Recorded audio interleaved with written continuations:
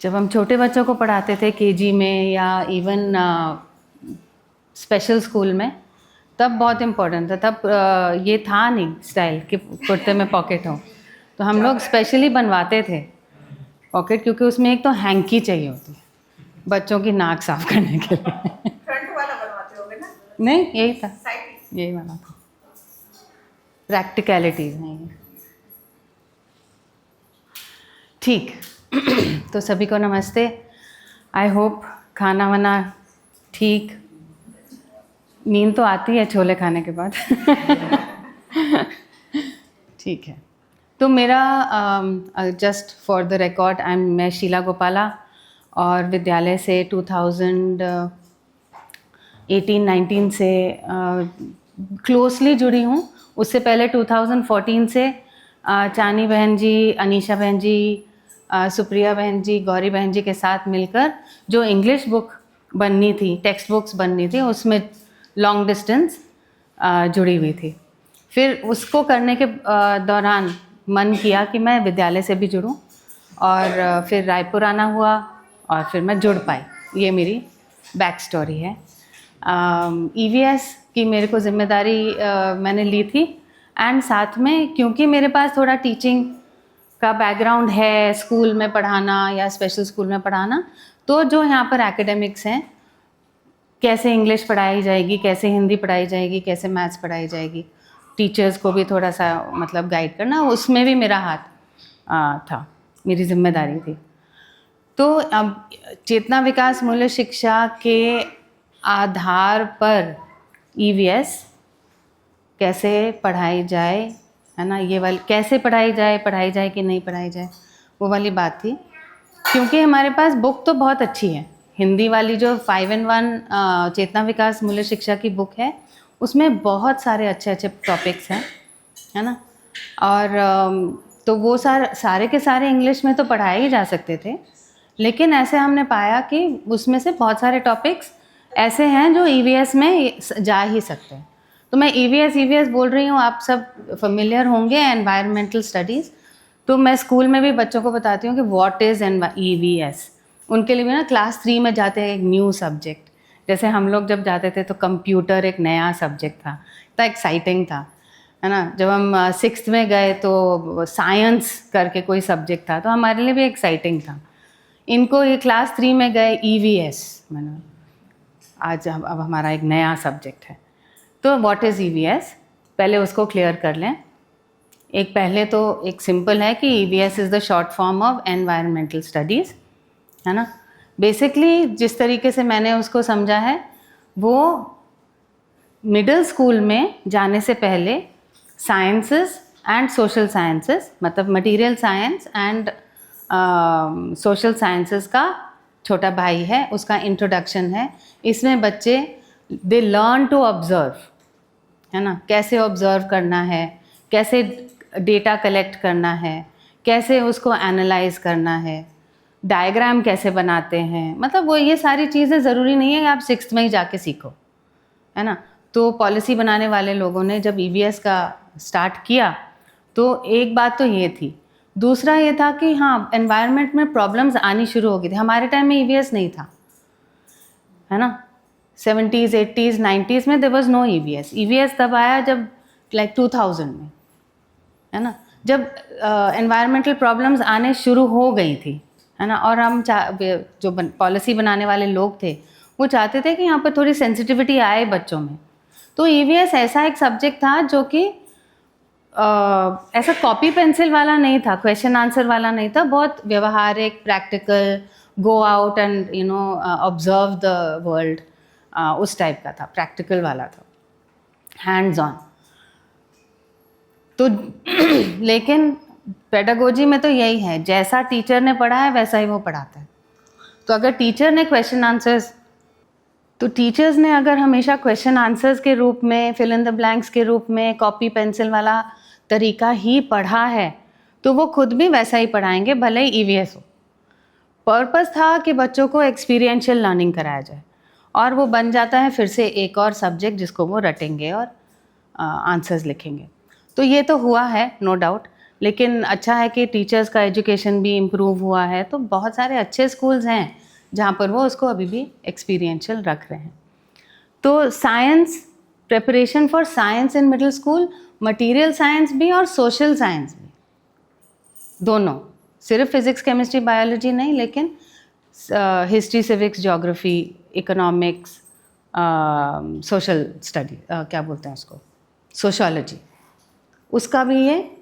और तीसरी बात ईवीएस के बारे में है, हाँ तो तीसरी बात हो गई मेरी, material sciences, biology, social sciences, है ना।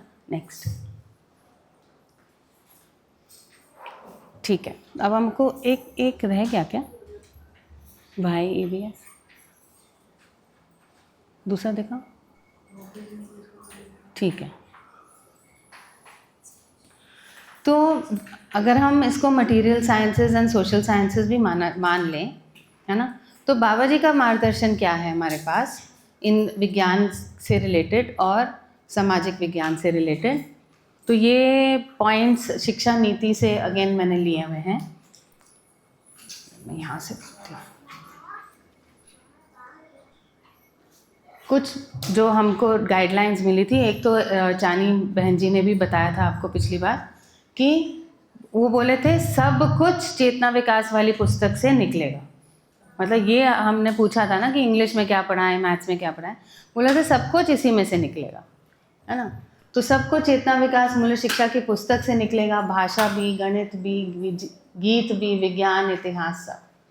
फिर एक और बात आई थी कि जब छठी बन रही थी कि 1 से 5 तक सब कुछ सही सही देना, है ना, सब कुछ सही सही देना। 6 के बाद थोड़ा हमारा, थोड़ा टेढ़ा, थोड़ा सीधा, सब कुछ देना जो हमारा है, मानी दर्शन वाला सही सही, और जो दुनिया में दे रहे हैं वो भी, यानी सारा इन्फॉर्मेशन एंड एवरीथिंग वो। अब मानवीय शिक्षा नीति का मैं इसलिए ये सब बता रही हूँ क्योंकि ये सब जब हम ईवीएस का वो बनाते हैं ना, सोचते हैं मैं टीचर हूँ, मेरे को क्लास में जाना है, मैं क्या पढ़ाऊँ, तो मैं ये सब ध्यान में रखूँगी ना, सारी जो गाइडलाइंस है। अब मैं छत्तीसगढ़ बोर्ड का अगर मैं ईवीएस की बुक देखूँगी तो मैं छांटूँगी ये मेरे काम की है नहीं है, ये काम की है नहीं है। किसी भी बुक को देखूँगी मैं तो यही छांटूँगी, तो मेरा आधार क्या रहेगा।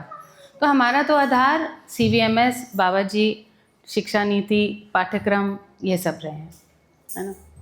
तो शिक्षा नीति के लघु प्रस्ताव में जो 7th पॉइंट है वो वस्तु विषय प्रणाली, उसमें ये बात है कि शिक्षा के सभी विषयों को सभी स्तरों में उद्देश्य की पूर्ति हेतु बौद्धिकता एवं सर्वगुण संपन्न बनाने, सार्वभौमिक नीति तंत्र, धार्मिक, आर्थिक, राजनीतिक में दृढ़ता एवं निष्ठा स्थापित करने तथा वर्तमान में पढ़ाए जाने वाले प्रत्येक विषय को समग्रता से संबंध रखने के लिए। समग्रता मतलब कुछ तो है उनके पास, कुछ इन्फॉर्मेशन तो है उनके पास, लेकिन वो अधूरा है, तो इसको पूर्ण करना है। तो दीदी भी इस पर, अनीता दीदी ने भी इस पर ध्यान आकर्षण किया था कि विज्ञान, उन्होंने किया था दर्शन के साथ क्रिया पक्ष, है ना। हमको क्या ध्यान रखना था, विज्ञान के साथ चैतन्य पक्ष, और समाज शास्त्र के साथ मानवीय संस्कृति व सभ्यता पक्ष, भूगोल और इतिहास के साथ मानव तथा मानवीयता, साहित्य के साथ तात्विक पक्ष भी मैंने लिख लिया है इसमें, उसको मैं अभी बताऊंगी क्यों। तात्विक पक्ष का अध्ययन अनिवार्य है क्योंकि इसके बिना इसकी पूर्णता सिद्ध नहीं होती। तो विज्ञान, समाजशास्त्र, भूगोल, इतिहास और साहित्य भी। तो जब हम डिस्कस कर रहे थे, हमने इंग्लिश का भी एक पाठ्यक्रम मतलब बुक बनाई थी, उसमें भी हम एक्सरसाइजेज में क्या क्या देंगे, तो हमने ये पाया कि हमारे पास ना स्टोरीज़ नहीं है। मतलब जो साहित्य वाला भाग है, poem, stories, PP1 PP2, nursery PP1 PP2 के लिए तो बहुत है, क्लास 1 के लिए भी हिंदी में थे, हमने इंग्लिश के बना दिए। लेकिन अब 1 से लेके 5 तक कोई स्टोरीज़ नहीं थे, है ना, कोई साहित्य नहीं था हमारे पास। तो जब हम छानबीन कर रहे थे तो NCERT में और इवन CG वाले जो EVS की बुक में स्टोरीज़ भरी हुई हैं, है ना, और सब टॉपिक से रिलेटेड अच्छी अच्छी स्टोरीज़ हैं, क्यूट क्यूट, छोटी छोटी तो मैं बोला इसको तो मैं यूज़ कर सकती हूँ। क्यों? क्योंकि है तो ये साहित्य और ये है EVS का, तो तात्विक वाला भाग तो है, तात्विक तो नहीं लेकिन ठीक है, साइंस वाला भाग है, ऐसा कुछ काल्पनिक या इवन वो कपोल काल्पनिक जिसको फैंटेसी वाला, वो तो नहीं है तो नॉर्मल कि बच्चा खेत जा रहा है या वो नानी के घर बाय ट्रेन जा रहा है या कोई ट्रांसपोर्ट हो रहा है आम वहाँ से यहाँ तक, तो ऑल रियल, तात्विक तो नहीं बोलेंगे इसको, लेकिन रियल है, अनरियल नहीं है, फैंटेसी नहीं है। तो वहाँ के स्टोरीज़ को हम ले सकते हैं जो लोगों ने। तो किस तरीके से हमारे इंग्लिश वाले की जो कमी हमको महसूस हो रही थी वो हमारा EVS से कंप्लीट सा होता हुआ दिख रहा था कि हमारी स्टोरीज़ की कमी आ रही थी। तो यहाँ पर स्टोरीज़ थे बने बनाए, उसके लिए हमको तुरंत कुछ नहीं करना था कि भाई चलो बैठ के स्टोरीज़ लिखते हैं, या कुछ बनी बनाई थी, रियल थी, फैंटेसी नहीं था, चल सकता है ना। तो ये हमारे पास मार्गदर्शन था। आगे अब कहाँ से, मतलब इसी CVMS बुक में से अगर आप देखेंगे ये क्लास 1, 2, 3 और अगली स्लाइड में 4 और 5 है ना। फर्स्ट वाला ही देख लेते हैं। हाँ, तो ये तो है ही पूरा EVS का ही हमने बनाया है। क्लास 1 की EVS की बुक ही अलग है, तो इसमें सारे टॉपिक्स EVS से रिलेटेड हैं। Sky, earth, water, forest, seasons, body, family, food, home, clothes, helpers. Class 2 में अगर जाए तो 2 in 1 मतलब वही है, चेतना विकास मूल्य शिक्षा की बुक है। आपको आई डोंट नो दिख रहा होगा कि नहीं, मैं पढ़ लेती हूँ। Human goal, existence, material order, bio order, animal order, knowledge order, family, human relationships, human society, my school, teacher student relationship, our needs, knowing, celebration, occupation, seasons, body, food, medicine. अब इनमें से हम कौन से ऐसे हो सकते हैं जो EVS की टीचर पढ़ाएगी? जो साइंस में जाएंगे और इंग्लिश में, मतलब साइंस में ज़्यादा जाएंगे EVS वाले में। ह्यूमन गोल EVS में जाएगा,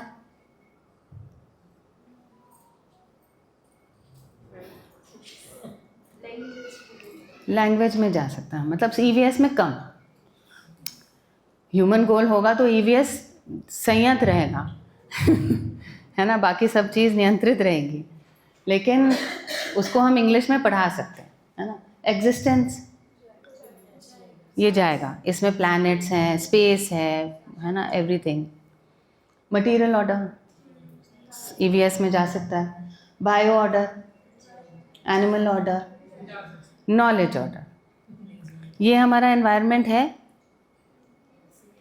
तो सही, मानवकृत वातावरण है ये, तो ये हम उसी में डालते हैं इसको हमने EVS में ही रखा है। ज्ञानावस्था को हमने EVS में ही रखा है क्योंकि ये हमारा इमीडिएट वातावरण है। फैमिली, हाँ जा सकता है, लेकिन हमने नहीं रखा है फिलहाल। है, हाँ फैमिली है उसमें, हाँ क्लास 3 में है, करेक्ट। तो जा सकता है, आगे जाके वो सोशल साइंस में परिवार जाता ही है, करेक्ट, लेकिन फिलहाल हमने उसको नहीं लिया था। कहाँ गया, ह्यूमन रिलेशनशिप, अपने जो 4 यूनिट्स हैं, हाँ तो हमने ह्यूमन गोल और अखंड समाज को लैंग्वेज में ज़्यादा लिया, ताकि हम उसके ऊपर बहुत सारा स्टोरीज, पोएम सब ज़्यादा बता सकते हैं। एंड जो समग्र व्यवस्था और सार्वभौम व्यवस्था है उसको हमने ली। सार्वभौम व्यवस्था में पूरे सोसाइटी की व्यवस्था का है। फिर human relationships English, human society English, my school भी हमने उसको इंग्लिश में ही रखा है। Teacher student relationship English. Our needs, हमारी आवश्यकताएं, हाँ मतलब ये भी बीच वाला ही है ना, बट हमने ले लिया। नोइंग, जानना, हाँ कैसा क्यों किस प्रकार हो रहा है, कोई हाँ ऐसी कोई चीज हो रही है, पेड़ बढ़ रहा है क्यों बढ़ रहा है, इसमें थोड़ी है ना, तो ये इसका नो डाउट जो ज्ञान वाला भाग है वो तो मूल है ना, वो तो फंडामेंटल है ना। उसके आधार पर हम चारों अवस्थाओं को समझेंगे, ये बात तो है ही, लेकिन उसको हम EVS में नहीं रखे हैं क्योंकि वो है तो वो स्वयं को समझने के लिए फिलहाल, I mean at the beginning first level में, मतलब नोइंग होता ही क्या है, जानना को हम कैसे समझ रहे हैं, वो वाली बात है ये, है ना। दूसरा सेलिब्रेशन,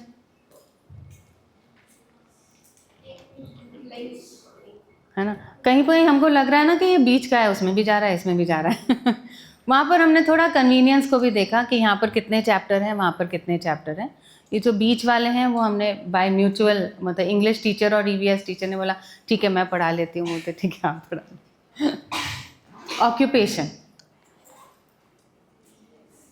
ऑक्यूपेशन मोस्टली EVS की बुक में आती है। सीजन्स, बॉडी, फूड, मेडिसिन, तीनों EVS में बॉडी से रिलेटेड है। ऐसे सारी बुक्स में है। अगर आप क्लास 4-5 में भी देखेंगे, 4 में देखेंगे exercise, cleaning the bowls, travel, cyclical process, number 22 में साइक्लिकल प्रोसेस, वो जो वाटर साइकिल है ना, फ्यूल, EVS है ना।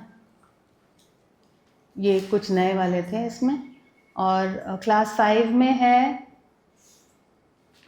वैल्यू ऑफ यूजफुलनेस,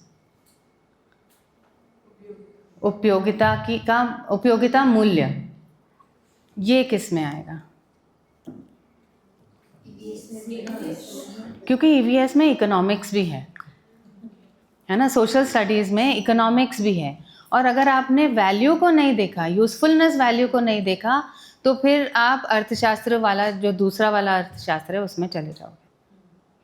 तो यूजफुलनेस वैल्यू तो अभी से, उपयोगिता मूल्य तो अभी से हमको समझ में आना चाहिए, नहीं तो जाएगा वो फिर उसी में कि हमारे नीड्स अनंत हैं, है ना। और वो सब फिर आप सिखाते रहो कि the earth has enough for everyone's need but not enough for, मतलब हमारी धरती के पास हम सबकी आवश्यकताओं के लिए तो पर्याप्त है, लेकिन उनकी लालच के लिए पर्याप्त नहीं है। फिर वो सीख दो, मॉरल्स लगाओ, नहीं देखो तुमको अच्छा इतना ज़्यादा खर्चा नहीं करना चाहिए है ना। तो पहले ही अगर आपके पास वैल्यू ऑफ यूजफुलनेस हो, उपयोगिता मूल्य के बारे में आप जानते हो, है ना, एक बैठा हुआ हो, डिस्कशन अच्छे से क्लास में हो गई हो, ये तो क्लास 5 है ना। तो पहले आप धीरे धीरे, और ये तो फर्स्ट ईयर है, इसके बाद 6th में और बात होएगी, 7th में और, क्योंकि एक टाइम में तो समझ में नहीं आता है कि भाई उपयोगिता मूल्य क्या होती है, मेरे को कितने कपड़ों की ज़रूरत है, मुझे वो हाई हील वाली सैंडल की आवश्यकता ही नहीं है, उससे मेरा और वो गड़बड़ हो रहा है, उसमें उपयोगिता मूल्य ही नहीं है ना। ये सब तो कई बार अगर आप पढ़ोगे, जैसे मैं फर्स्ट डे भी बोली थी कि शिक्षा में ना रेपिटेशन ज़रूरी है, एक बार में नहीं जाता है, आपको उसको रिपीट करना ही होता है। साधन भैया से हमने सीखा था ये वाली बात, है ना, वो इस बात को रखते हैं। आपने इस साल रखा, उनको आ गया ऐसा नहीं है ना, हर साल उसको थोड़ा थोड़ा रिपीट करना है, तो वही वाली बात है। So value of usefulness 17 number में है। फिर 18 में प्रोड्यूसिंग इन सरप्लस, क्या हिंदी वाले में, आवश्यकता से अधिक उत्पादन। हाँ, आवश्यकता से अधिक उत्पादन। तो ये समृद्धि को समझने की ओर जा रहा है ना। ह्यूमन बॉडी तो है ही EVS, लाइफस्टाइल, इसको हमने विहार, है ना, विहार, टाइम, हिस्ट्री की तरफ, human history, a happy person spreads happiness, सुखी सुख बांटता है, हाँ, ये किस में जाएगा? लैंग्वेज में, फिलॉसफी में, है ना, क्योंकि लैंग्वेज में बताते क्या हैं, बेसिकली आपका एक माइंड को ग्रो करने के लिए जितनी आपकी इंग्लिश की बुक है उसमें जितने स्टोरीज हैं वो सब आपकी मतलब परसेप्शन को, मानसिकता को ग्रो करने के लिए है। हैप्पी हाना। फिर है सिविलाइजेशन, सभ्यता, एंड सेलिब्रेशंस, उत्सव। ये दोनों हमने उसमें रखे हैं क्योंकि ये दोनों सभ्यता की तरफ है। EVS, हाँ। नेक्स्ट, अब वाई EVS, है ना।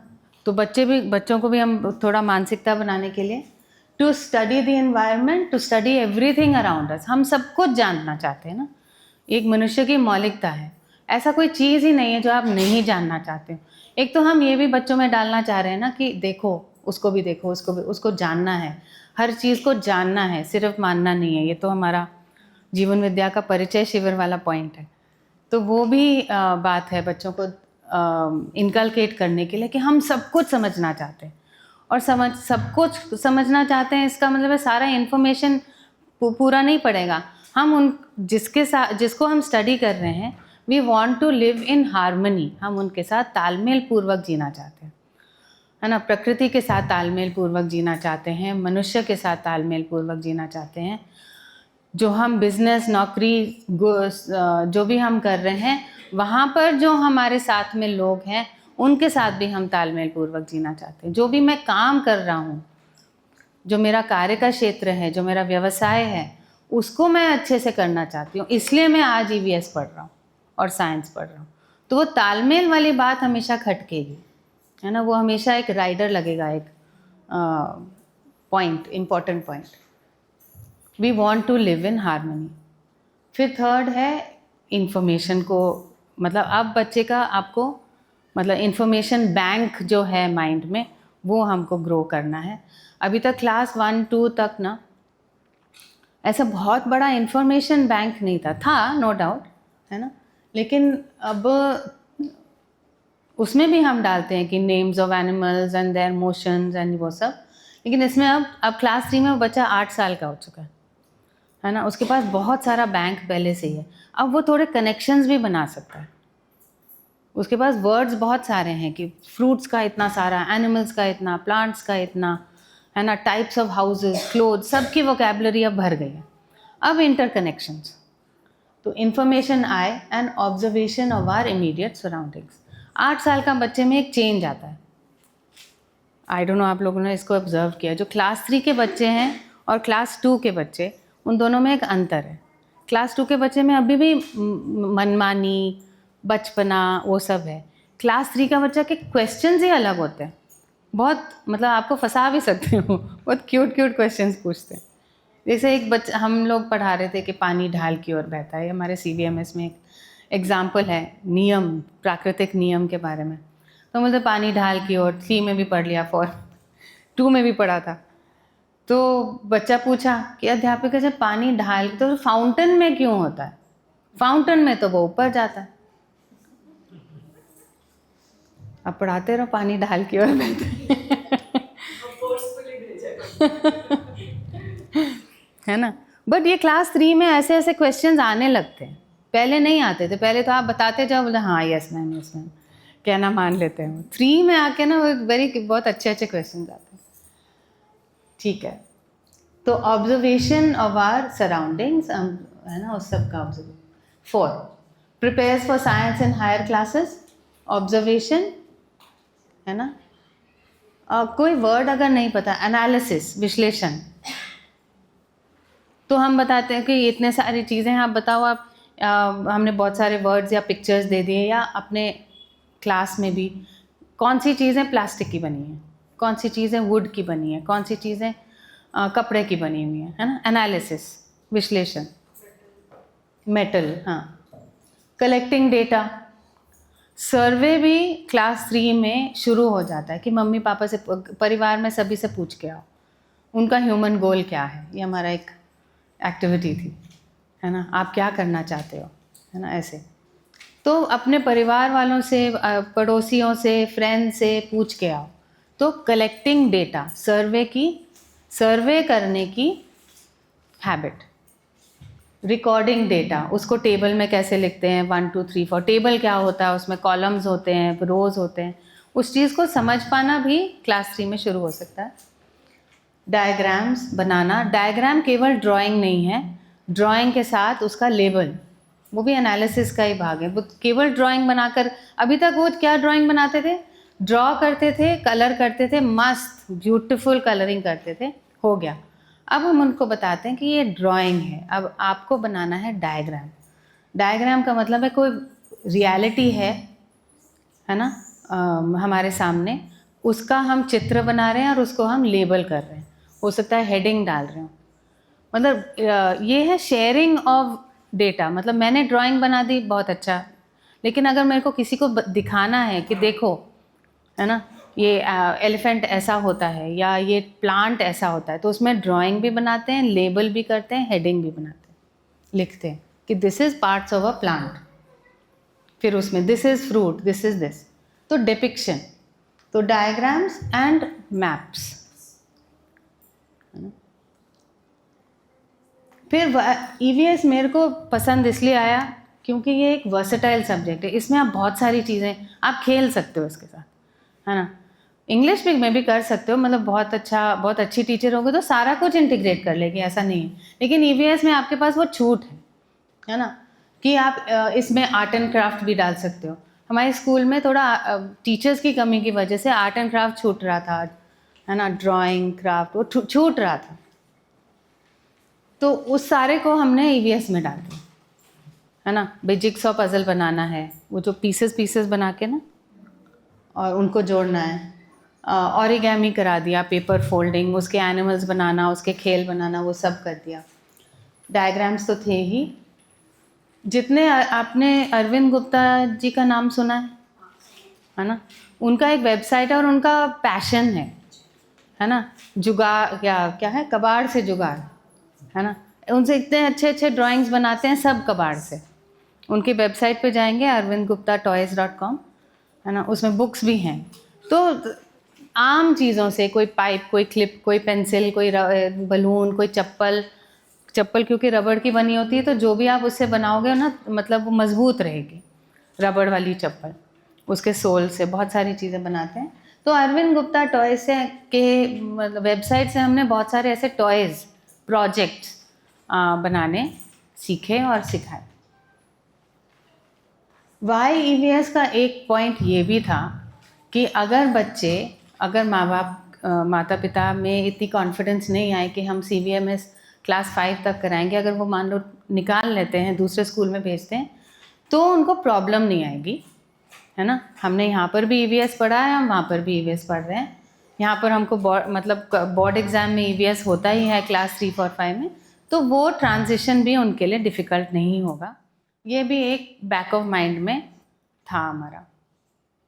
So there should be no problems when children transfer to other schools or have to give the board exams.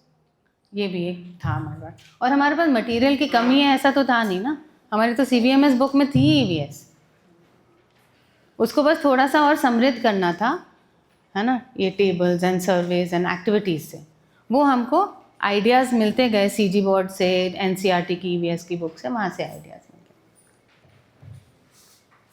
तो अब हम देखते हैं कि EVS में जो बायोलॉजी वाला पार्ट है, बायोलॉजी नहीं, मटेरियल साइंसेस वो बोल सकते हैं ना, living, non living and living world, है ना, उस चीज़ को हमने ये नाम दे दिया 4 ऑर्डर्स को।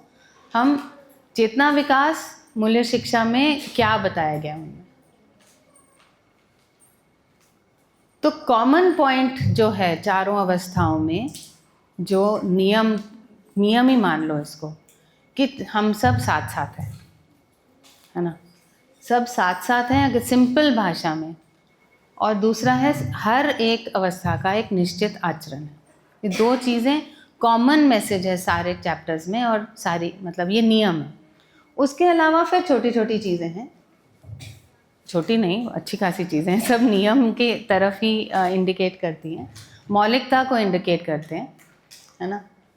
तो हॉरिजॉन्टली देखेंगे, अगर आप देखेंगे material order, bio order, animal order, knowledge order, है ना, पदार्थावस्था, फिर सेकेंड बायो ऑर्डर यानी प्राणावस्था, एनिमल ऑर्डर यानी जीवावस्था, और नॉलेज ऑर्डर यानी ज्ञानावस्था। तो पहले तो उनकी वैरायटी, पदार्थावस्था मटेरियल ऑर्डर में क्या क्या है, हवा, मिट्टी, पानी, क्या बोलते हैं उनको, जेम्स, मणि धातु, हाँ, मणि धातु। और बायो ऑर्डर में बेल, लता, पेड़, पौधे, वो सारी चीज़ें। एनिमल ऑर्डर में variety of habits and habitat, एक तो उनका डाइट कि वो शाकाहारी हैं कि मांसाहारी, फिर हैबिटेट कि वो टेरेस्ट्रियल हैं, एरियल है, वही सारी चीज़ें हैं जो कि ईवीएस बुक में मिलती हैं। और नॉलेज ऑर्डर जो है वो 1 टाइप है, ये था, है ना। फिर सारों में डेफिनेट कॉन्डक्ट है, लेकिन नॉलेज ऑर्डर में डेफिनेट कॉन्डक्ट तभी आएगा, निश्चित आचरण तभी आएगा जब वो समझदार हो जाएगा, जब वो स्वयं को समझेगा, परिवार को समझेगा, समाज को समझेगा।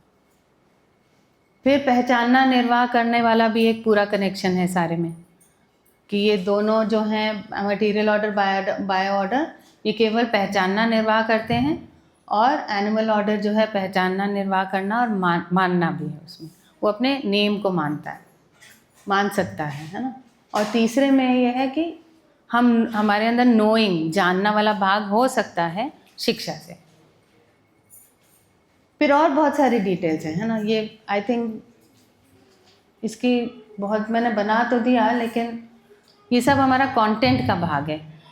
बात इतनी है कि हमने कराया पूरा जो ईवीएस में ही होता है, लेकिन उसका जो दर्शन वाला भाग है, जो नियम वाला भाग है, एक फ्रेमवर्क मिल जाता है। जैसे बायो और प्लांट्स एंड मटेरियल में फ़र्क क्या है, अगर हम उसमें भी देखें, साइंस में भी जो हमने पढ़ा, तो हम वो ये बताते हैं कि living, non living and living things में living things can move, living things can breathe, living things can multiply, grow. हाँ, तो वही चीज़ें हैं, लेकिन उसको इसमें उन्होंने मतलब एनकैप्सुलेट कर दिया है कि श्वसन, वृद्धि, बीज गुणन, 3 फर्क हैं दोनों में। मतलब प्लांट ऑर्डर और मटेरियल ऑर्डर में 3 डिफरेंसेस हैं। फिर एनिमल ऑर्डर में आता है तो ये तीनों तो हैं ही, और मानना भी है। फिर नॉलेज ऑर्डर में आते हैं तो ये सब तो है ही। फिर साथ में ये भी बताते हैं कि मनुष्य की अपनी जो मौलिकता है वो है कल्पनाशीलता, कर्म स्वतंत्रता, imagination and freedom of action. तो करा रहे हैं हम ईवीएस, और वो वाली बातें भी जा रही हैं, ऐसा नहीं है कि वो वाली बातें जो प्रचलित शिक्षा में कराते हैं वो तो जा ही रही हैं, लेकिन जो दर्शन वाली, जो एक मौलिकता वाली बात है, स्वभाव, धर्म, वो वाला भाग भी जा रहा है ना। ये भी दिख रहा है कि सब साथ साथ हैं, मतलब उपयोगिता, पूरकता का जो एक रिलेशनशिप है चारों ऑर्डर में, वो वाला भाग भी जा रहा है उसमें। ठीक, फिर डिटेलिंग है ना, जैसे life cycle of a plant, ये sounds, babies, male female, body formation is related to their food habits, ये सब है ही ईवीएस में। तो ये सब हमको देना ही है, वो क्या आवाज़ निकालते हैं, क्या साउंड निकालते हैं, उनके बेबीज़ को क्या बोलते हैं, गोट के बेबी को किड बोलते हैं, लायन के बेबी को कब बोलते हैं, ये सब इन्फॉर्मेशन है दुनिया में। हमने भी डाल दिया, हमने अपने जीवावस्था में डाल दिया।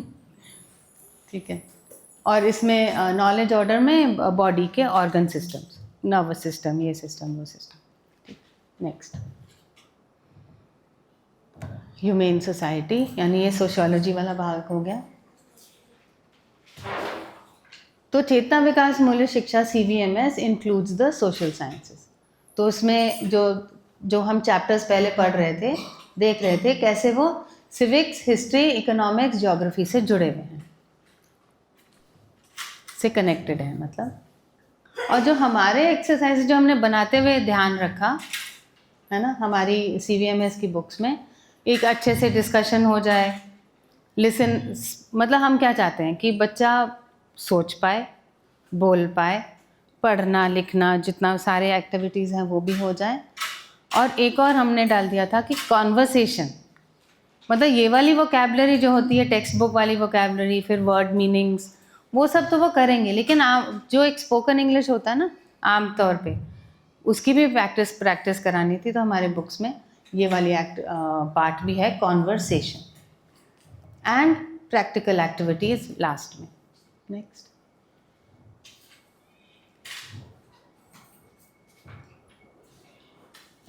तो कुछ चीज़ें हमारे CVMS बुक में नहीं हैं जो मुझे लगा कि इम्पॉर्टेंट है। जैसे कुछ इन्फॉर्मेशन है, जैसे डायरेक्शंस देना, है ना, किसी को आपके घर तक पहुंचना है या आपको बताना है कि मेरा स्कूल कहाँ है, तो आप बताओगे ना कि इस पॉइंट पे जाओ, फिर वहाँ से राइट लो, है ना, फिर सीधे तक चलते जाना, लेफ़्ट में आपको कुछ दिखाई देगा, वहाँ से ऐसा ऐसा कुछ डायरेक्शंस दोगे, उसकी प्रैक्टिस हम कब से कराएंगे, कौन सी क्लास में कराएंगे? सोचने की बात है भाई, शिक्षा में ही आता है। आप हम भी जानते हैं कि कई लोगों को डायरेक्शंस देना नहीं आता है ना। आप बोलोगे मैं आपके घर में कोई मेहमान आने वाले है ना, और वो आप कहीं पर बीच में फंस गए और वो आपको डायरेक्शंस बताने हैं। हमको ये नहीं पता वो कहाँ खड़े हैं, किस तरफ मुंह कर रहे हैं, और हम बोल रहे हैं नहीं आगे चलते जाओ, क्या पता वो पीछे ही जा रहा हो बेचारे। तो giving directions is not an easy thing, it has to be taught ना, सिखाना ही पड़ता है। तो नॉर्थ साउथ ईस्ट वेस्ट पता होना, लेफ़्ट राइट पता होना, है ना। मतलब आप जा रहे हो तो वो उस तरफ उस डायरेक्शन में जा रहे हो तो वही बिल्डिंग लेफ़्ट पे है ना, और अब वहाँ से वापस आ रहे हो तो वही बिल्डिंग अब राइट पे है। तो ये होश तो होना चाहिए ना, वी शुड नो, इतना तो अवेयरनेस होती है। तो वो सिखाने वाली काम है, वो ऐसे नहीं आएगा अपने आप से। तो गिविंग डायरेक्शंस, दूसरा सिंबल्स, जो हमारे आसपास बहुत सारे ट्रैफिक सिंबल्स और बहुत सारे सिंबल्स यूज़ होते हैं, उसकी भी इंफॉर्मेशन जानी चाहिए, है ना, एनवायरनमेंट में। Maps and sports. ऑब्जर्वेशन के लिए क्या हमने रखा, पूरा एयर के प्रॉपर्टीज़ क्या होती हैं, वाटर की क्या होती हैं, वाटर के यूजेस क्या होते हैं, वाटर कंजर्वेशन क्या होता है, रेन वाटर हार्वेस्टिंग क्या होता है, ये सब हमने सीजी से लिया। ये सब CVMS की बुक में नहीं था, उसमें से छांट के जो मेरे को लगा कि हाँ इस क्लास में ये इम्पॉर्टेंट है, इतना तो इन्फॉर्मेशन होना ही चाहिए, वो सब। पार्ट्स ऑफ द प्लांट्स में variety, life cycle of plants, ये सब है ना। और उसके साथ में related activities, go around the school, pickup leaves, herbarium बनाना, है ना, ड्राई करना, वो सब एक्टिविटीज़। फिर एक्सपेरिमेंट्स। तो कुछ एक्सपेरिमेंट्स तो मैंने कराए हैं, लेकिन वो बहुत ज़्यादा नहीं चला। लाइट वाला चला, मैग्नेट्स वाला चला, जो भी हम लोग कोविड के टाइम पे सबसे ज़्यादा हुआ एक्चुअली क्योंकि टाइम बहुत था हमारे पास। जब हम स्कूल आने लगे ना तब थोड़ा सा हिला, क्योंकि अब और बहुत सारे काम होते हैं। कोविड में हमको सिर्फ पढ़ाना था, तो मैं कैसे ना तैसे उनको प्रैक्टिकल्स एक्सपेरिमेंट्स करा लेती थी। अब हमारे पास दिस ईयर एक पेरेंट है जो चाहती हैं कि मैं अपने सारे बच्चों को एक्सपेरिमेंट्स कराऊँ, तो she has taken the responsibility. वो आती हैं once a week, twice a week, और वो सारे बच्चों को एक्सपेरिमेंट्स कराती हैं और बच्चे बहुत खुश हैं। तो यहाँ पर लगता है मेरे को अभिभावक विद्यालय है ना, तो अभिभावक खुद रिस्पॉन्सिबिलिटी ले रहे हैं और वो करा रहे हैं। और वो ऐसा नहीं है कि वो टीचर हैं, बस वॉलंटियरली आ रहे हैं, है ना।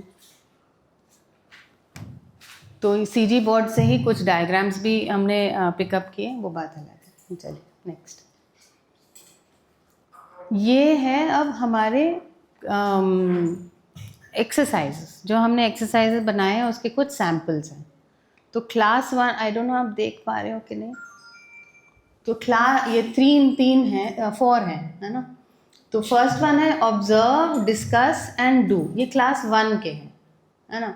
तो ऑब्जर्व करो कि वो लीफ कैसा है, ऑब्जर्व, उसको फील करो, रफ है, सॉफ्ट है, चिकना है, ठीक है। वो सारा हमने बुक में ही डाल दिए हैं, है ना, ताकि वो छूटे भी ना, क्योंकि करने को तो बहुत सारा काम है, लेकिन टीचर फिर को सोचना पड़ेगा ना कि अच्छा मैं क्या कराऊँ क्या होता है।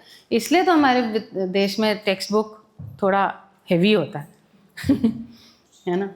नहीं तो अगर हम दूसरे सिस्टम्स में देखें, अगर वॉल्डॉर्फ में देखें या दूसरे सिस्टम में, टीचर ही सोचती है, उनके पास टेक्स्ट बुक ही नहीं है, उनके पास सिलेबस है और टीचर खुद से करती है ना।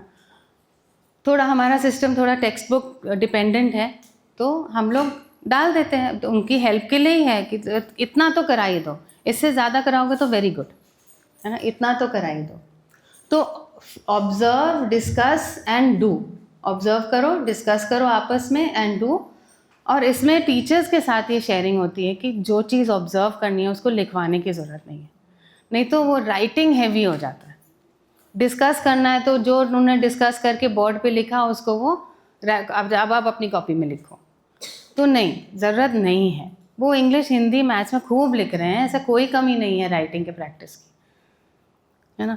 तो वो उस डिसिप्लिन को मेंटेन करना कि जो एक्टिविटी हमने लिसनिंग स्पीकिंग के लिए रखी है उसको राइटिंग के लिए ना यूज़ की जाए।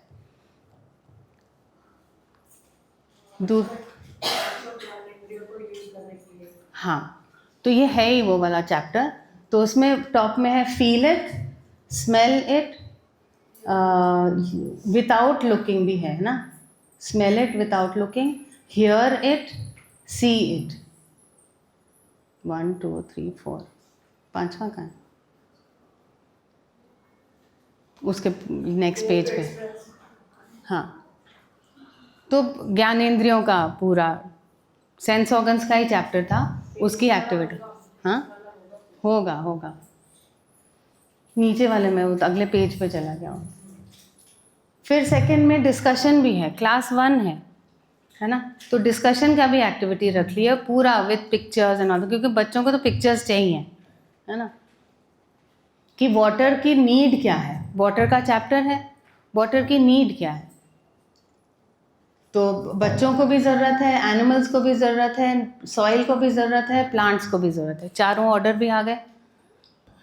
तो learning animal sounds, animal sounds को हमने रखा है इसमें, और वो एनिमल साउंड्स का इम्पोर्टेंस भी डाल दिया उसी में। नहीं तो टीचर सोचेंगे कि इसकी क्या ज़रूरत है सिखाने की ना, लेकिन जो भी हम डाले हैं स्पेशली क्लास 1-2 में, अगर वो हमको लगता है पेडागोजी में इम्पॉर्टेंट है, बच्चा कुछ अच्छा सीख रहा है उसे, तो वो भी हमने टेक्स्ट बुक में डाल दिया, है ना। Is a precursor to learning alphabet sounds, जो क प ब ई उ आ, है ना, ये सब उसका शुरुआत है। When kids learn to associate the picture of a cow with moo, the sound that it makes, it also helps them to associate with their sounds. Picture देखा, छोटे बच्चों को हम कराते नहीं हैं कि गाय क्या बोलती है, बिल्ली क्या बोलती है, वगैरह वगैरह, तो वो इम्पॉर्टेंट है ना। Learning animal sounds enhances the cognitive development.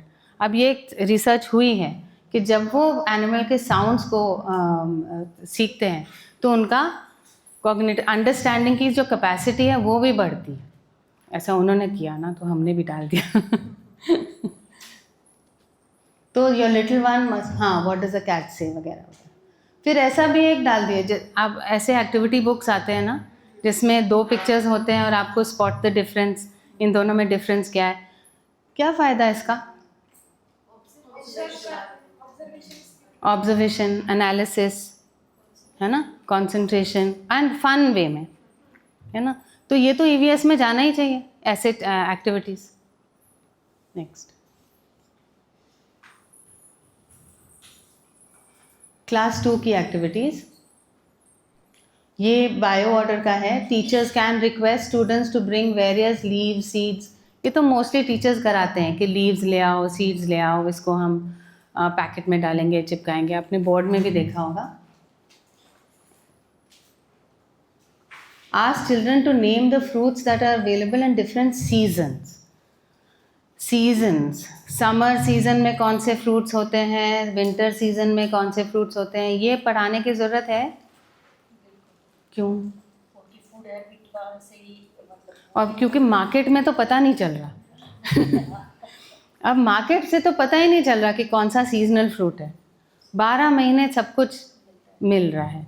अब हम ये भी नहीं कह सकते कि जो सस्ता होगा वो सीजनल होगा, उसका भी कोई गारंटी नहीं है। तो अभी शिक्षा में ही लाना पड़ेगा ना। आई मीन इसको हम निकाल नहीं सकते, बहुत बहुत इम्पॉर्टेंट है क्योंकि हमारे हेल्थ से रिलेटेड है ना। Ask them to make models of different fruits with clay and paint them. Clay से फ्रूट्स की मॉडल बनाना और उसको पेंट करना। क्यों? क्या फ़ायदा? Gross motor, fine motor, observation, है ना। टमाटर भी गोल है, एप्पल भी गोल है, लेकिन देयर इज़ अ डिफरेंस। क्या डिफरेंस है? जब हम ड्राइंग करते हैं तब पता चलता है कि उसके ऊपर वो जो ग्रीन सा होता है ना, हाँ, थोड़ा डिफरेंस है। तो जब आप उसको कराओगे ना बच्चों के साथ, तो वो तो ऐसे ऐसे गोल गोल बना देगा। देखो टमाटर, अभी टमाटर है कि एप्पल है, कुछ तो डिफरेंस लाओगे. सो अटेंशन टू डिटेल, आप डिटेल की तरफ ध्यान दिला रहे हो. वही चीज़ आप उसमें डायग्राम्स में भी कर रहे हो, लेकिन छोटी क्लास में आप इसमें करा रहे हो, ग्रॉस मोटर में, है ना. Request them to bring flowers of various colours. तो बेसिकली हम क्या करें, फ्लावर्स को ऑब्जर्व करो, लीव्स को करो, सीड्स को करो. मैंने ज़ूलॉजी पढ़ी थी कॉलेज में, तो हमारी एक बॉटनी की टीचर थी, तो हम लोग कुछ एक्सपेरिमेंट कर रहे थे. उन्होंने हमको लॉन्ग दिखाया, फिर बोला कि घर जाके इसका मतलब मेक द डायग्राम. हम कितने इयर्स के हैं, 18, है ना. और लॉन्ग का डायग्राम और उसके प्लांट का diagram and all that. Botany की टीचर थी, तो मैंने तो कैसे ऐसे एक गोल सा बना दिया, नीचे 2 डंडी डाल दी, लॉन्ग बन गई. और उनका this is not a long, this is not clove. फिर उन्होंने उसका शेप बनाया अच्छे से, यूं गोल, उसका एक शेप है. सिर्फ वो एक सर्कल और नीचे डंडी नहीं है ना, जैसे कील होती है ना, कील की तरह नहीं है वो, है ना. तो मुझे वो भी याद है ना कि कैसे उन्होंने उसको ठीक किया था. तब मेरे को ध्यान गया कि अटेंशन टू डिटेल, है ना. So request them to bring flowers, take the children for a nature walk, ask the children of the if the fragrance यानी उसकी खुशबू, इसकी भी खुशबू लीजिए, उसकी भी खुशबू लीजिए, देखो दोनों में फ़र्क क्या है. तो ये सब एक्सपीरियंसेस कहाँ होंगी, घर में कोई कराता है क्या ऐसे? तो हम ही तो कराएंगे ना. ये तो शिक्षा में ही होगी, अपना पूरे सेंसेस को रिफाइन करना. ठीक, ये बहुत इम्पोर्टेंट है. ये वाला जो ट्रायंगल वाला है ना, ये नॉलेज ऑर्डर का है. नॉलेज ऑर्डर का मतलब जिसमें कल्पनाशीलता, कर्म स्वतंत्रता है. इसमें इस चैप्टर में ये वाली बात थी कि घर तो सब बनाते हैं. अगर बर्ड का, अगर आपने ईगल का नेस्ट देखा, तो ईगल का नेस्ट एक ही तरह का होगा. सारे ईगल्स के नेस्ट एक ही तरह के होंगे. सारे जो बया है उस सबके नेस्ट एक ही तरह के होंगे. लेकिन जो ह्यूमन बीइंग्स के हाउसेस हैं, 2 हाउसेस एक तरह कम ही मिलते हैं. मतलब कुछ ना कुछ तो वो डिफरेंस लाता है. यार मेरे घर में येलो है, उसके घर में येलो है, चलो मैं पिंक कर देता हूँ. समथिंग, कुछ तो डिफरेंस रहेगा ही. तो क्योंकि हम ह्यूमन बीइंग्स के अंदर कल्पनाशीलता है, इसलिए. तो कल्पनाशीलता की एक्टिविटी के लिए दीज आर सम शेप्स. आप शेप्स का कुछ कुछ बनाओ. तो कोई घर बनाता है, कोई तोता बनाता है, कोई कुछ और बनाता है, कोई रॉकेट बना लेता है. तो यहाँ पर हमारे पास रंगोमेट्री के पीसेस हैं. They enjoy. Draw picture of a house and colour according to imagination. अब नहीं तो हर घर वही होता है, वो ऐसे छत होगी, फिर वो 4 दीवारें होंगी, फिर उसमें 2 वो होंगे, फिर बाहर मोर भी खड़ा हो सकता है, पीछे पहाड़ होगा ही, उसके वहाँ से नदी आएगी ही. पता नहीं वो इमेजिनेशन कहाँ चला गया. सही में इमेजिनेशन मर गई है, ऐसा स्कूल वाले बच्चों में. तो वो तो हम बिल्कुल ह्यूमन बीइंग की जो मौलिकता है वो ख़त्म हो रही है इमेजिनेशन वाली, है ना. तो हम ये कह सकते हैं कि आप अपने घर के बाहर खड़े हो जाओ, देखो अपना घर एंड ड्रॉ इट. फिर अपने फ्रेंड के घर के बाहर जाओ, उसकी ड्राइंग बनाओ, ताकि वो इमेजिनेशन भी बनी रहे. कॉपी कर रहे हैं तो चलो ठीक है, लेकिन व्हाट इज़ रियल आप बना रहे हो. अदरवाइज वही शेप. फिर नीचे है draw picture of your mother. Imagine that your grandfather, father, teacher is asking you nicely with love to do some work. How would that make you feel. ये अलग है ना. आई थिंक नहीं same ही है. ये पूरा नॉलेज ऑर्डर है. तो नॉलेज ऑर्डर में कल्पनाशीलता, कर्म स्वतंत्रता एंड भाव. तो कोई अगर आपको प्यार से पूछ रहा है तब आपको कैसा लगता है, ध्यानाकर्षण, है ना. How do you feel when you help others in the neighbourhood. आप जब किसी की हेल्प करते हो तब आपको कैसा लगा. तो पॉजिटिव वाला, वो जो बोले थे ना कि सही देना है. भाई आपके साथ किसी ने गलत किया, आपको अच्छा नहीं लगा, इसलिए आपको भी बुरा नहीं करना चाहिए. ये सीख हो गई, है ना. ये तो मॉरल साइंस हो गया. लेकिन आपने कुछ अच्छा किया, आपको कैसे लगा. अच्छा ही लगा. तो वो एक रजिस्टर होना चाहिए कि हाँ मुझे सही करना, हेल्प करना अच्छा लगता है. ये हमारे उसमें से भी जुड़ता है ना, संबोधन, सहयोग, आज्ञा पालन से, सहयोग वाले भाग से। हम सहयोग करते हैं, हमको अच्छा लगता है ना। ये आगे कहाँ जुड़ेगा? ये आगे जुड़ेगा चरित्र में, है ना। Imagine what actions of yours would make mummy ji happy. आप क्या कर सकते हो जिससे कि आपकी मम्मी खुश हो जाए? ये सोचने की ज़रूरत है ना, प्रैक्टिस कराने की ज़रूरत है। फिर एक चैप्टर है फूड के बारे में, उसमें जितने, ये तो वोकैबुलरी बढ़ाने के लिए है, और ये भी ध्यान आकर्षण है कि बहुत सारे तरीके होते हैं खाना बनाने के। हम पीसते भी हैं, गूंदते भी हैं, बॉयल भी करते हैं, फ्राई भी करते हैं, सब कुछ, है ना। ये analysis. Human body, how long can you hold your breath to do this activity with an adult. ये सीजी वाली बुक में भी है ना, वहीं से लिया हुआ है। What activities cause fast breathing. अब ह्यूमन बॉडी है, आपकी बॉडी है, आप क्लास 3 में हो, है ना, तो मेरी बॉडी में क्या क्या हो रहा है, बहुत मज़ा आता है उनको। हम लोग क्या करते हैं ना, यहाँ पर ऐसे टाइट बांध देते हैं, है ना, और पहले सारा खून पीछे करते हैं, फिर यहाँ से टाइट बांध देते हैं, फिर उसको छोड़ देते हैं। आप ये गेम खेले हो, है ना, फिर सारा खून आगे रश करता है और सब वैसे ऐसे झन सा होता है। अपनी बॉडी को देखना, समझना, एक्सपीरियंस करना, अपनी नाड़ी को फील कर पाना बहुत एक्साइटिंग है। मुझे तो बहुत अच्छा लगता है। बच्चों को जब वो आंखें खुल जाती है ना ऐसे, तब बहुत अच्छा लगता है, मतलब मज़ा आता है। और फिर उनके हाथ पूरे वाइट हो जाते हैं, फिर पिंक हो जाते हैं। देखो आपकी ब्लड पिंक है ना, ब्लड का कलर। आपको काटने की ज़रूरत नहीं है पता करने के लिए कि ब्लड रेड कलर का होता है। चोट लगाने की ज़रूरत नहीं है ना, ऐसे भी पता चल सकता है। तो ये था ह्यूमन बॉडी के बारे में। मेक योर ओन सैलेड, पूरी एक्टिविटी, ये स्कूल में भी हो सकती है, घर में भी हो सकती है। कॉन्वर्सेशन के बारे में मैंने आपको बताया था कि हमने कॉन्वर्सेशन को भी चैप्टर्स में डाल दिया है। जो भी कॉन्वर्सेशन होगा वो उस चैप्टर्स के टॉपिक से रिलेटेड है। चैप्टर का नाम है एक्सचेंज, विनिमय, है ना। तो स्टूडेंट ए एंड बी दो अलग अलग होंगे। जैसे मान लो आपको पढ़ना बन रहा है, दिखाई दे रहा है ठीक से, है ना। तो आप और आप दोनों, आप स्टूडेंट ए, स्टूडेंट बी। जरूर नहीं ऐसी।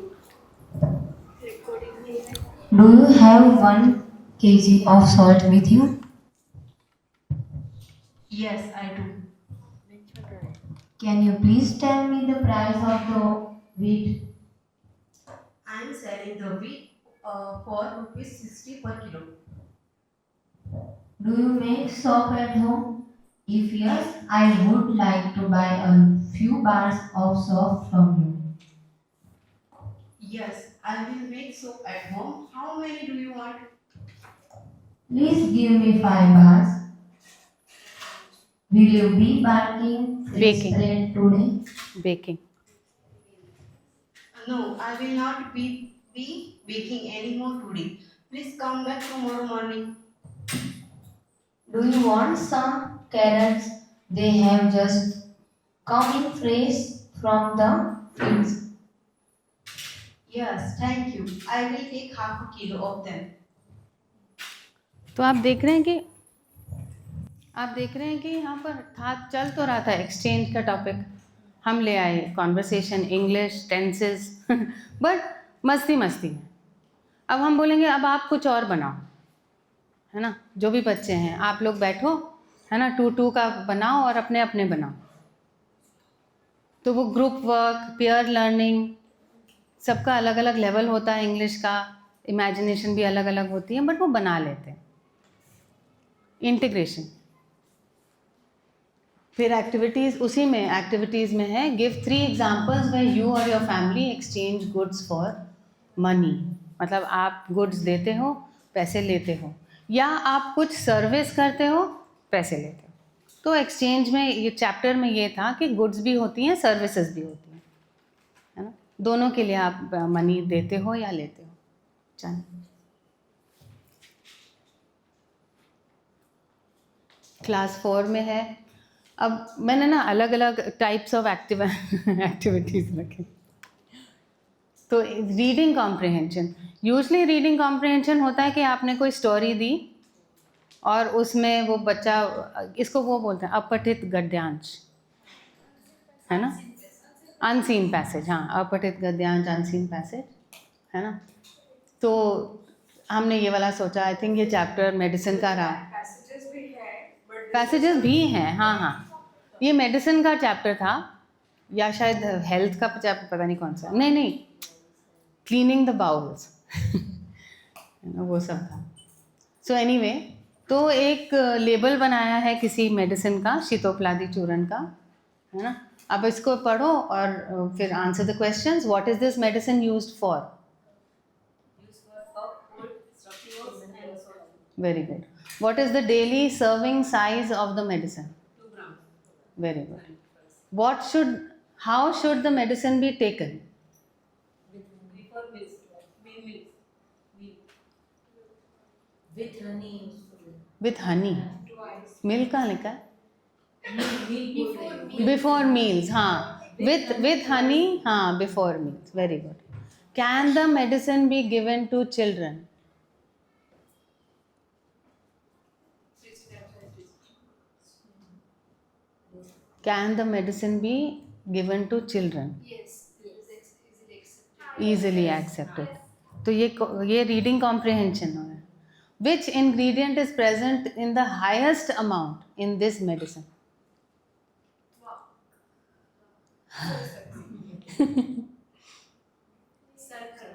शर्करा. तो they really like this kind of things. Then you say कि आप ना अपने घर से जितने लेबल्स हैं, बॉटल्स हैं, वो सब लेकर आओ. और उसमें हम ये भी डालेंगे ज़रूर कि भैया ब्रिंग 1 कुरकुरे, 1 लेस, जो भी आप जंक फूड खाते हो ना, उसके इंग्रेडिएंट्स. और उसमें तो सब ABCD XYZ भी लिखा होता है ना, कि कलर E122, है ना, एंटीऑक्सीडेंट. उसके कोड को भी मतलब कर सकते हैं, बिल्कुल. ये पूरा एक प्रोजेक्ट बन सकता है, मतलब ध्यानाकर्षण के लिए. स्टार्ट यहाँ से किया आपने. फिर that one is done. Now follow the recipe given below and make triphala powder with your parents. घर में मेडिसिन भी बन गया. चैप्टर क्या था? क्लीनिंग द बाउल्स, पेट साफ करना. वो एक चैप्टर है. बाबा जी ने उस पर टप्पा दिया, ये चैप्टर होना चाहिए है ना. सबसे बड़ा प्रोजेक्ट है. ठीक है. So we kept this activity. Just turn it. हाँ, ऑक्यूपेशंस, है ना. सो या what occupation would you like to be busy in? Why? अब हम चैप्टर में वी हैव टॉट देम कि भाई कितने सारे ऑक्यूपेशंस हैं हमारे आसपास, है ना, सारे. तुमको कौन सा ऑक्यूपेशन करना अच्छा लगता है? Right. What occupation would you like to be busy in? Why? Share. Right. Next is choose 5 people from your society, people you know or have met, and obtain the following information about them. तो 5 लोग जो आपके समाज में हैं उनसे बात करो. क्या बात करना है? पहले आपका नेम बताना है, उनका ऑक्यूपेशन बताना है, उनका रोल इन सोसाइटी, उनकी भागीदारी क्या है, your interaction with the person and how did you feel. आपने उस व्यक्ति के साथ क्या इंटरेक्शन किया और उससे आपको कैसा लगा, है ना. तो शेफाली दीदी जी एक वैद्य हैं. वो उनका रोल ये है कि वो she inquires about people's health, provides advice, treats illness with medicines and good advice. वो वैद्य हैं तो दवा औषधि भी देती हैं और गुड एडवाइस भी देती हैं. ऐसा खाओ, ऐसा रहो, ऐसा सोना, ऐसा सब कुछ देती हैं. तो मेरा your interaction with the person जो लिख रहा है, तुमने क्या इंटरेक्शन किया? When I had fever, Shefali Didi ji told me what to eat and drink and also taught me how to make a simple medicine at home. I recovered with her help and I feel grateful. है ना. उन्होंने मुझे advice दिया कौन सी दवाई औषधि घर में बनानी है, भाई जीरा धनिया बनानी है, शहद नींबू बनाना है, जो भी. मैं उनसे ठीक भी हो गई एंड आई फील ग्रेटफुल, है ना, मैं कृतज्ञ हूँ उनके। फिर एक और कॉन्वर्सेशन है, टॉपिक है ये मटेरियल ऑर्डर का है और हम कर रहे हैं what is it made of. ये टाइटल, चैप्टर, आइडिया सब मेरे को सीजी की बुक से मिला, है ना, what is it made of. तो इसमें एक स्टोरी है। किसी और 2 लोगों को रख लें। कौन, आप दोनों पढ़ेंगे? नहीं, आप दोनों। एक स्टूडेंट है और एक स्टूडेंट भी। अच्छा, पास वालों को देती हूँ।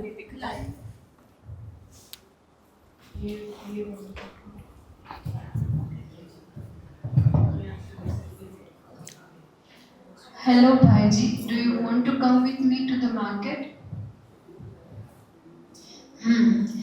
What are you going to get? I need to buy some fabric to make carry bags. Good idea. I'll come along because I also need to buy fabric for बहन जी। to stitch pencil pouches. She likes to gift handmade things to friends on special days. They both leave and continue their conversation in the bus. I think we can pause it. बात इतनी है कि जो भी हम मूल्य देना चाहते हैं, एक तो देखो gifting handmade things, natural materials, है ना, हमारी अगर स्टोरी या कॉन्वर्सेशन भी है तो उसमें भी हम कोई मैसेज साथ में स्लिप इन कर रहे हैं ना, धीरे से।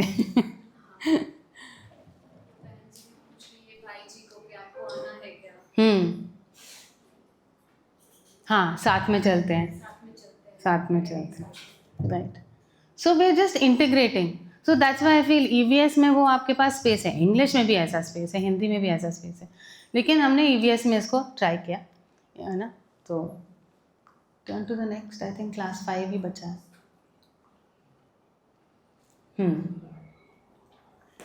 सो this is directions, north, south, east, west, है ना।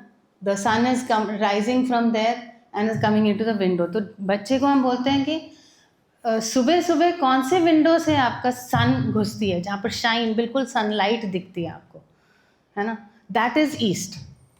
एंड देन फिर यहाँ पर विद्यालय में जब आप खड़े होते हो, सुबह सुबह असेंबली होती है, विच डायरेक्शन इज़ द सन। तो उनको पता है भाई आगे हम खड़े होते हैं, पीछे से बहुत धूप लग रही होती है ना, तो पीछे this side is the east. Then symbols, traffic symbols, फिर मैप को समझना, उसके साथ में एक स्टोरी भी है कि दिस प्रकाश है, कोई लड़का, he lives in this house, he has to go to school. फिर आप बहुत सारे और कर सकते हो। सो मैप्स मतलब डायरेक्शन, सिम्बल्स, मैप्स, ये CVMS में तो नहीं है, लेकिन CG बोर्ड में क्लास 4 में 4 चैप्टर्स हैं मैप्स पे 4। And I also feel that it is a very important point. 4 is a good class, मतलब 9 years का बच्चा, है ना। एंड अब उसके बाद and they enjoy it, they really enjoy it. आप उनको और भी मैप्स दोगे ना, और मतलब उनके लिए एक पजल की तरह है वो, so they really enjoy. Next is this was a chapter from history, है ना, द हिस्ट्री ऑफ ट्रैवल, है ना, this is the history of travel.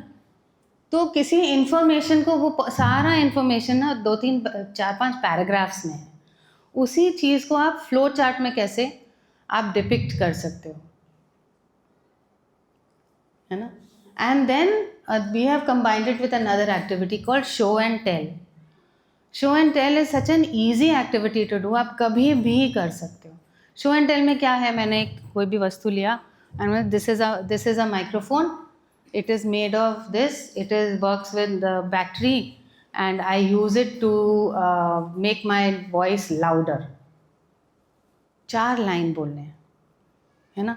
और शो एंड टेल में बच्चे का प्रेजेंस ऑफ माइंड, वो कितना एनालिसिस, उसका लैंग्वेज, उसका कॉन्फिडेंस, और वो कभी भी हो सकता है, आप क्लास में कभी भी करा सकते हो। So this one we kept like that कि make a chart and now do the show and tell. in the class only. This is a wheel. It was invented in this time. Then there was horse. This was in this wheel. कुछ भी वो describe करेगा. बना बनाया है, कुछ नहीं करना उसको. ईजीएस्ट कि कोई पिक्चर है और उसको आप डिस्क्राइब कर रहे हैं. I think that's the end. ये दिखाई नहीं देगा, उसको बंद कर.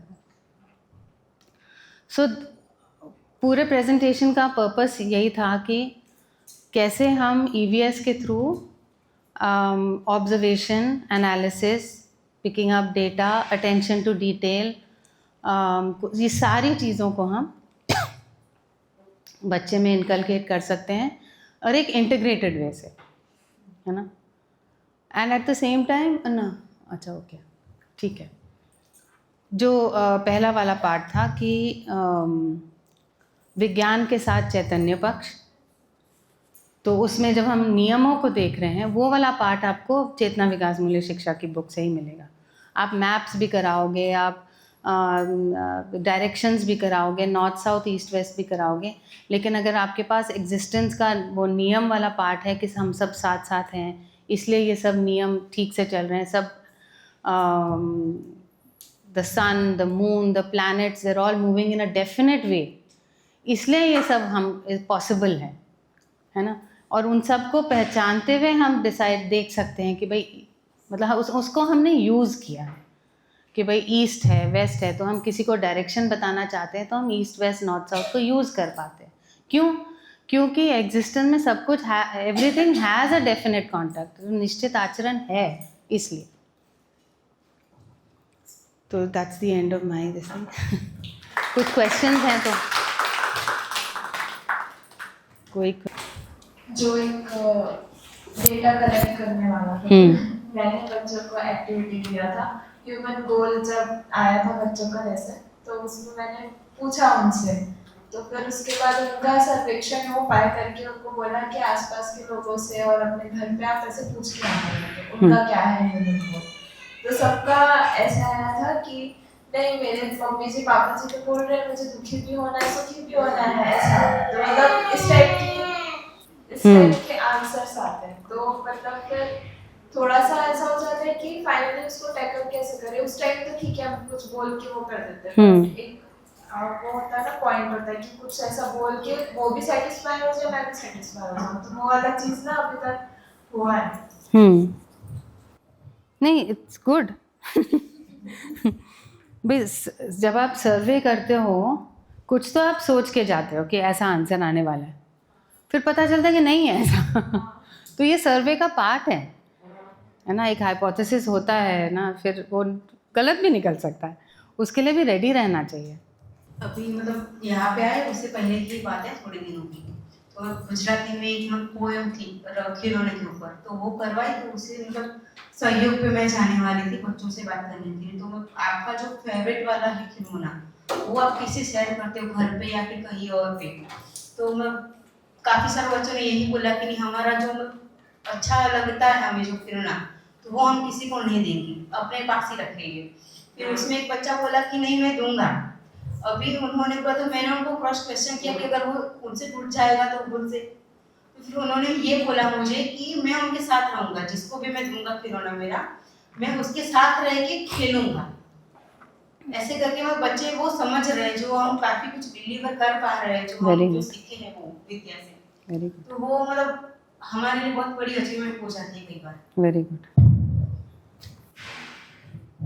ऐसे बच्चे थोड़ा हेल्पफुल हैं, मतलब हम, मेरे को तो थैंकफुल फीलिंग होती है उनके लिए कि उन्होंने उसको हेल्प किया, पूरे टॉपिक को पूरे डिस्कशन में कंट्रीब्यूट किया.